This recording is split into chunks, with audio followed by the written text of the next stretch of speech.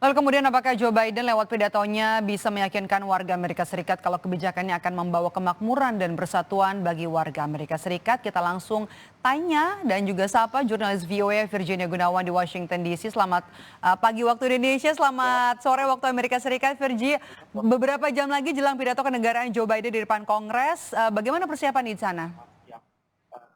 Ya, Maidop dan pemirsa Kompas TV, kalau Anda bisa lihat di belakang saya, di sisi sebelah sini, ada beberapa lampu polisi yang sedang menjaga daerah atau sekitar parameter dari gedung Capitol Hill ini. Dan memang di Washington DC ini keamanannya cukup ketat, lebih ketat dibandingkan biasanya, namun tidak seketat dengan acara atau kegiatan pidato kenegaraan atau yang biasa disebut dengan State of the Union ini pada tahun 2021 dan juga tahun 2022 kemarin. Kalau kita ingat pada tahun 2021 itu sempat ada pemberontakan 6 Januari 2021 yang meningkatkan pengamanan di daerah Capitol Hill, tapi tahun ini kita melihat pengamanan itu memang cukup ketat, namun tidak sampai menutup beberapa daerah yang sebelumnya ditutup. Selain itu juga kita melihat bahwa dilaporkan tidak adanya ancaman atau protes atau aksi protes yang disasarkan kepada Capitol Hill. Namun perlu kita ingat juga bahwa kegiatan acara State of the Union ini adalah salah satu acara dengan pengamanan tertinggi ketika para politisi Amerika Serikat, presiden, wakil presiden, menteri, hakim agung, itu semua berkumpul di satu tempat. Dan mungkin Anda pernah dengar istilah designated survivor atau satu orang yang dipilih dari kabinet pemerintahan saat itu untuk melanjutkan pemerintahan jika terjadi apa-apa, itu sedang diposisikan di tempat yang aman untuk tidak mengikuti acara yang ada di Capitol Hill ini. Yang berbeda seperti tadi kita lihat di paket sebelumnya, yang berbeda dari pidato kenegaraan tahun ini adalah siapa yang duduk di belakang Presiden Joe Biden kali ini. Bukan lagi Nancy Pelosi atau ketua DPR dari Partai Demokrat maksud saya, tapi Kevin McCarthy, ketua DPR dari Partai Republik yang terpilih dari pemilihan paruh waktu yang terjadi pada November lalu. Aidop.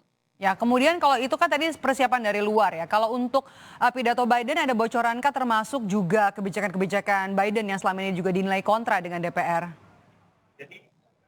Ya, kalau kita lihat pidato kenegaraan seperti ini memang fokusnya lebih ke domestik atau policy atau kebijakan-kebijakan di dalam negeri ya. Karena memang ini ditujukan atau disasar kepada wakil rakyat Amerika Serikat dan juga rakyat Amerika Serikat yang nantinya akan memilih presiden siapapun itu dari partai-partai yang diusung oleh partai mendukung calon atau kandidat presiden tersebut. Nah, begitu pula dalam pidato kenegaraan kali ini. Pada pukul 10 tadi pagi, Gedung Putih itu merilis sedikit bocoran apa saja yang akan disampaikan oleh Presiden Biden dalam pidatonya kali ini. Ada sebuah agenda yang disebut Unity Agenda atau agenda yang mempersatukan, di mana ini adalah serangkaian agenda, ada 4 poin yang dikira atau yang diprediksi akan bisa diterima oleh Partai Republik dan Partai Demokrat.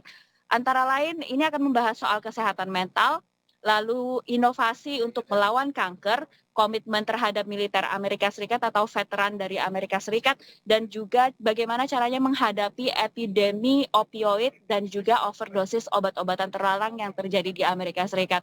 Selain itu tentunya kita juga tahu kondisi ekonomi di Amerika Serikat selama 1 tahun terakhir ini berada dalam inflasi yang tertinggi dalam 4 dekade terakhir. Itu akan juga disebutkan dalam pidato Biden, terutama Biden sebelumnya sudah menyampaikan bahwa pemerintahannya berhasil menciptakan 12 juta lapangan kerja. Ini yang diklaim oleh Biden. Dan tentunya juga dari beberapa tamu yang diundang oleh Joe Biden dan keluarganya, termasuk Jill Biden, ibu negara, yang menyampaikan bahwa mereka akan mengundang pertama keluarga dari Tyre Nichols, pemuda kulit hitam berusia 29 tahun yang tewas karena kekerasan polisi. Selain itu juga ada perebut senjata dari penembakan massal yang terjadi di Los Angeles. Ini menunjukkan isu-isu tersebut mungkin akan diangkat oleh Joe Biden dalam pidato kenegaraannya. Tak lupa juga isu internasional seperti Ukraina, perang di Ukraina, dan juga kompetisi dengan Tiongkok, terutama terkait dengan insiden terakhir yang terjadi terkait dengan insiden balon pengintai yang dimiliki oleh Tiongkok yang terbang di atas wilayah udara Amerika Serikat. Maido. Kalau untuk pidato kenegaraan Biden sendiri, seberapa besar mempengaruhi politik dari Amerika Serikat, sikap politik Amerika Serikat, Virgi?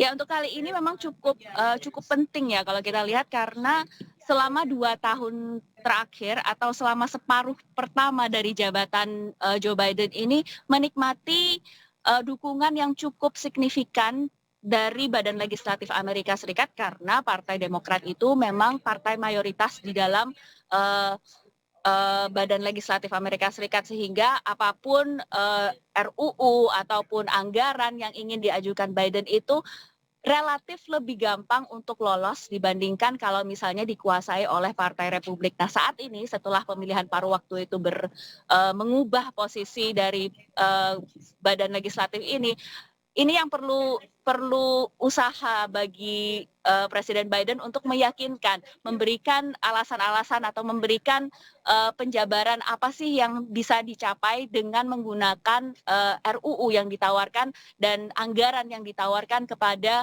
Badan Legislatif dan juga bagaimana uang pajak yang diberikan oleh warga Amerika Serikat ini untuk membayar anggaran-anggaran atau spending yang ingin dilakukan oleh Presiden Joe Biden ini bisa bermanfaat bagi warga Amerika Serikat dan juga bagi Amerika Serikat sendiri. Maido. Ya baik, terima kasih ulasan lengkapnya dari jurnalis VOA Virginia Gunawan melaporkan langsung dari Washington DC.